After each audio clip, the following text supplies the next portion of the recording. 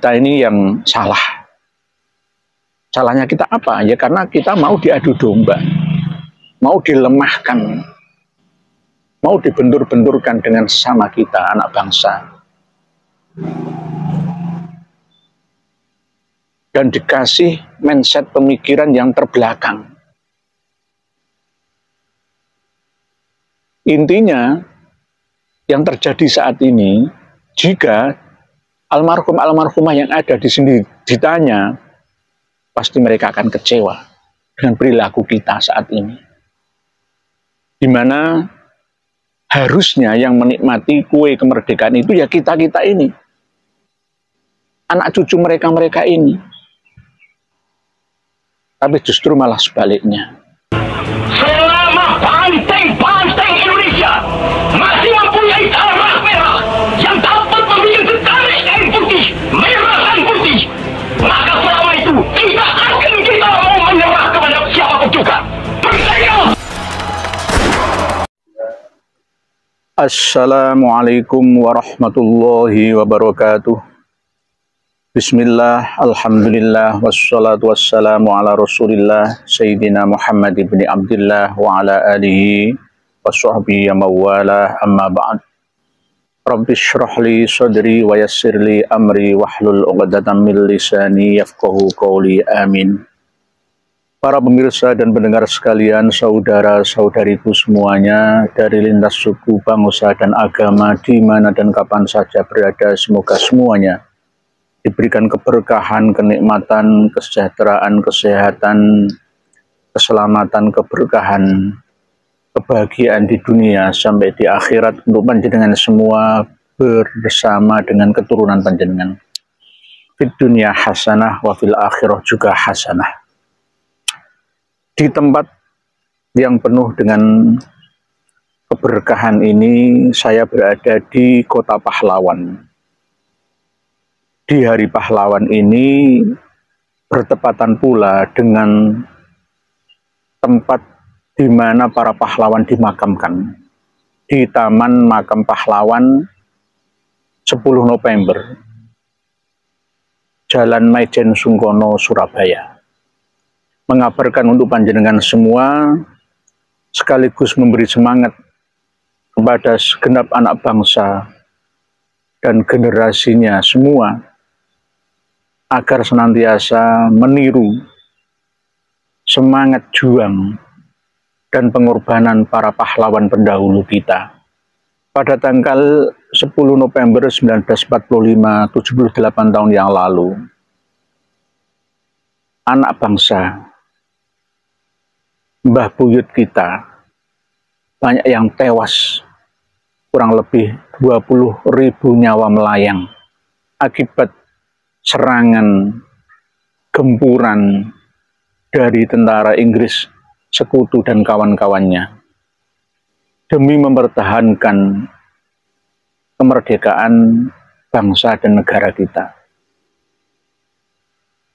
Beliau-beliau almarhumah yang dimakamkan di sini, selain yang berasal dari petinggi TNI Polri, juga berasal dari rakyat sipil yang tewas pada masa pertempuran 10 November 1945, di mana pertempuran itu berlangsung selama 3 pekan. Yang resmi perang kota itu cuma antara 4 harian. Persenjataan kita yang tidak seimbang dengan persenjataan Ya'juj Ma'juj alias sekutu Inggris, Belanda, Gurkha, Nepal, India, maka kita mau tidak mau harus pindah hijrah dari Surabaya ke daerah-daerah penyangga sekitar Surabaya, yang akhirnya bila dihitung jumlah korban, kerugian kita, maka kita bisa dikatakan kalah perang karena faktor persenjataan dan taktik perang. Karena kita rata-rata masih kombatan dan mereka sudah benar-benar terlatih secara militer yang dengan senjata yang canggih. Kita dituntut untuk belajar dari sejarah,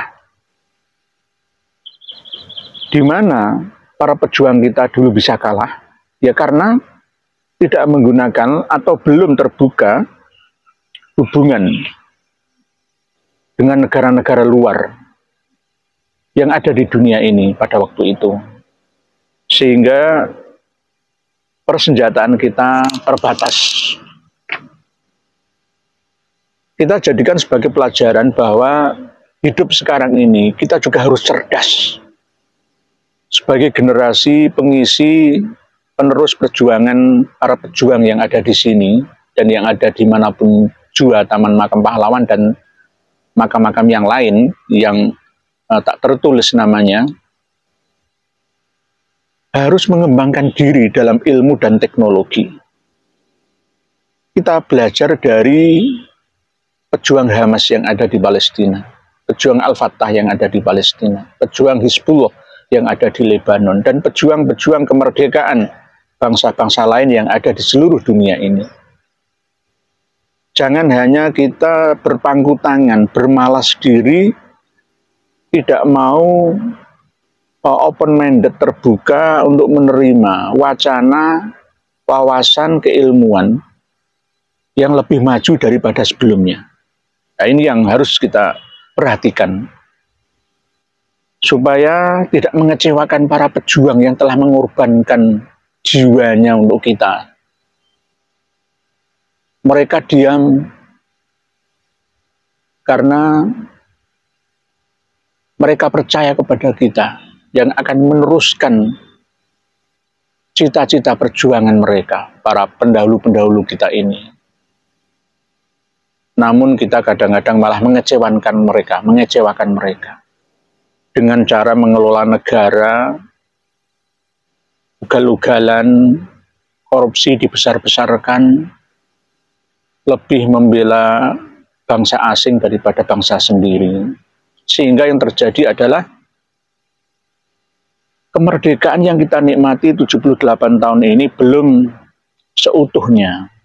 Masih banyaknya kemiskinan, kebodohan, keterbelakangan yang ada di negara kita. Belum mampu sepenuhnya menikmati sumber daya alam yang ada di Indonesia yang dititipkan oleh Allah Subhanahu wa Ta'ala untuk kita semua. Tapi justru yang menikmati adalah bangsa-bangsa lain. Di antara yang berjuang di sini, yang meninggal dimakamkan di Taman Makam Pahlawan Majen Sungkono ini tidak ada Habibnya.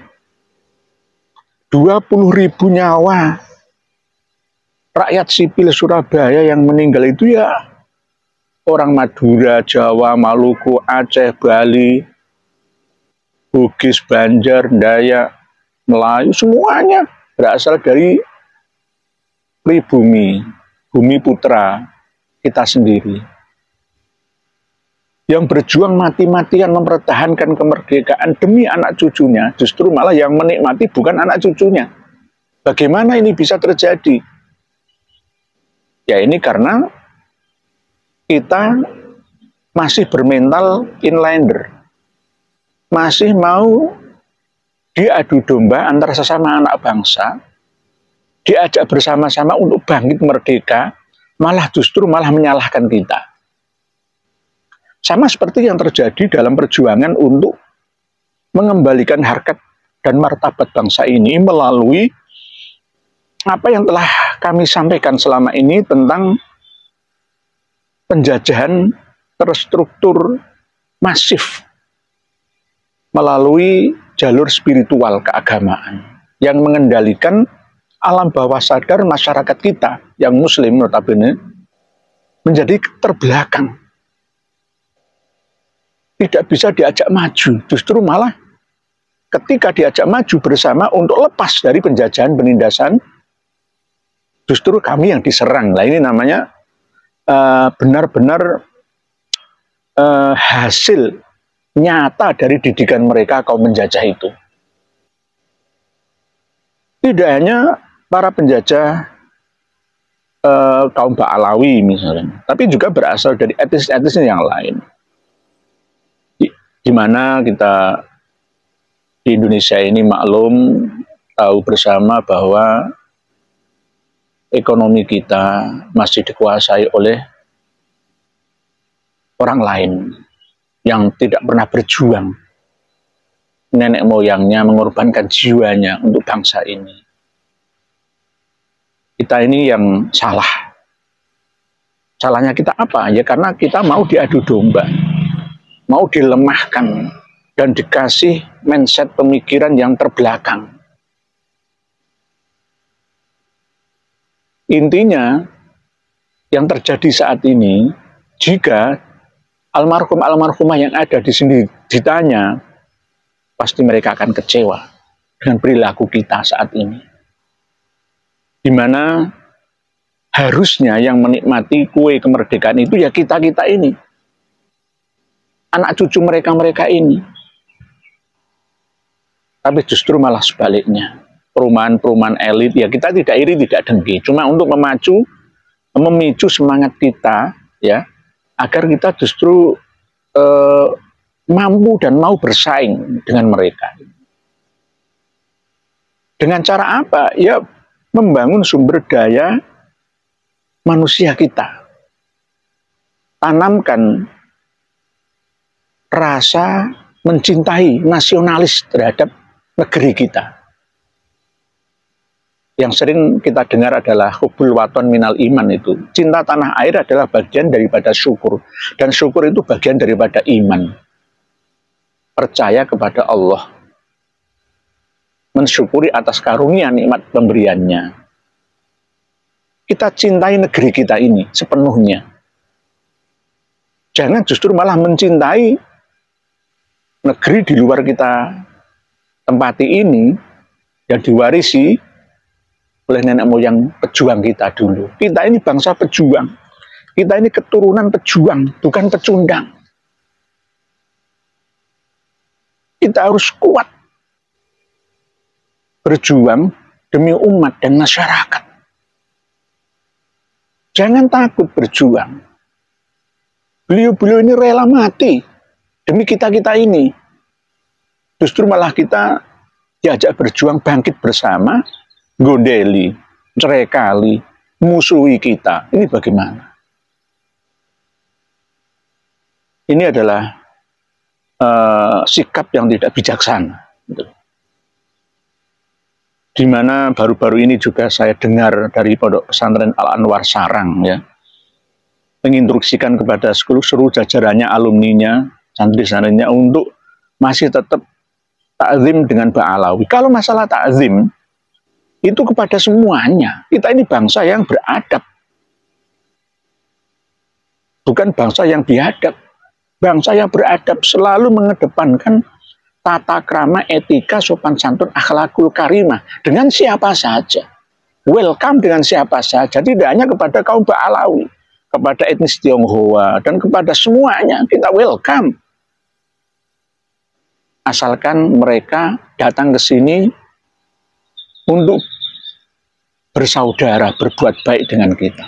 Tapi kalau mereka datang ke sini untuk memusuhi kita, menjajah kita, menindas kita, merampok kekayaan kita, maka kita harus bangkit. Kita harus berjuang dengan cara kita, bidang kita masing-masing. Jangan hanya diam. Jangan hanya berpangku tangan. Kasihan anak cucu kita. Coba kita lihat di perkotaan, gedung-gedung tinggi menjulang, yang menikmati siapa? Banyak di antara penduduk perkotaan ini yang miskin, di bawah garis kemiskinan, sulit cari kerjaan, puluhan tahun, 50-60 tahun hidup di kos-kosan, bertahan hidup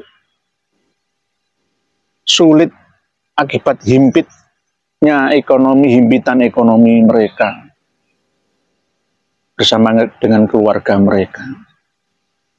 Saya yang mengalami sendiri,